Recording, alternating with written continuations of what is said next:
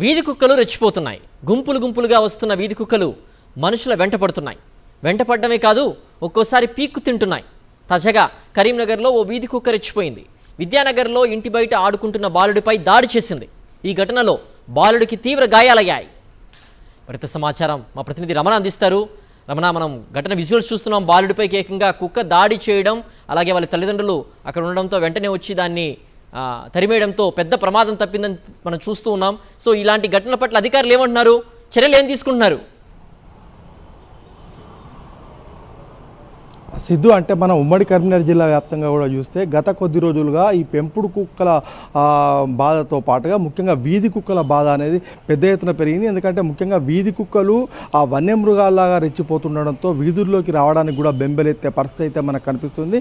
ఈ క్రమంలో మనం ఎక్స్క్లూజివ్ సాక్షిలో ఆ విజువల్స్ కూడా చూడవచ్చు. ఆ సీసీ ఫుటేజ్లో హరిచందన్ అనే 18 నెలల బాలుడి పైన ఒక కుక్క వచ్చి దాడి చేస్తున్న క్రమంలో వాళ్ళ పేరెంట్స్ గమనించకపోతే ఖచ్చితంగా పెద్ద ప్రమాదం జరిగి ఉండేది.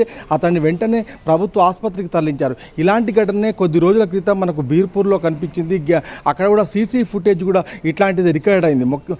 చిన్నపిల్లవాడు రోడ్డు మీద ఆడుతున్న నేపథ్యంలో ఒక కుక్క వచ్చి అతని పైన పూర్తిగా దాడి చేస్తున్న క్రమంలో తరిమేసిన పరిస్థితి. అయితే ఇలాంటి ఘటనలు తరచుగా జరుగుతున్నాయి.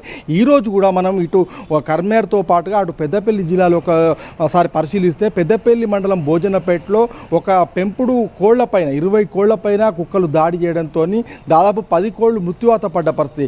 నిన్న అదే గ్రామంలో 4 పైన కుక్కలు దాడి చేశాయి. మనం గతంలో చూస్తే కనుక హుజరాబాద్లో 26 మంది పైన దాడి చేసిన ఘటన మరొక ముందే మళ్ళీ రాజన్న సిరిసిల్ల జిల్లా ముస్తాబాద్ మండలంలో సేవాలాల్ తాండాలో 85 ఏళ్ల వృద్ధురాలపైన ఇంట్లో పడుకున్న సమయంలో ఒక కుక్క వచ్చి పూర్తిగా ఆమెను చంపేసి మొండ్యాన్ని తలను వేరు చేసిన ఘటనను కూడా చూసాం. ఈ నేపథ్యంలో మొత్తంగా కుక్కలతోని పెద్ద ఎత్తున బెంబేలెత్తుతున్న పరిస్థితి అయితే మనకు వీధుల్లో కనిపిస్తుంది. ఈ క్రమంలో ప్రతి ఊర్లో కానీ మున్సిపాలిటీల్లో, గ్రామ పంచాయతీల్లో అధికారులకు ఫిర్యాదులు అయితే వెలువెత్తున్నాయి. దీనిపైన ఇప్పటికే కరీంనగర్ నగర కార్పొరేషన్లో ఒక డ్రైవ్ అయితే చేపట్టారు. ముఖ్యంగా పిచ్చి కుక్కల ఎరాడికేషన్తో పాటుగా కొన్ని కుక్కలకు ఏదైతే ఆపరేషన్ అంటే పిల్లలు సంతానోత్పత్తి కాకుండా ఆపరేషన్ చేయాలని చెప్పేసి ఒక నిర్ణయం కూడా తీసుకున్న నేపథ్యంలో ఇదే పరిస్థితి మొత్తం అన్ని చోట్ల కూడా ఉండాలి. ముఖ్యంగా అధికారులు స్పందించాలి, ప్రభుత్వం దీనిపైన సీరియస్గా దృష్టి సారించాలనే డిమాండ్ మాత్రం మనకు కనిపిస్తుంది.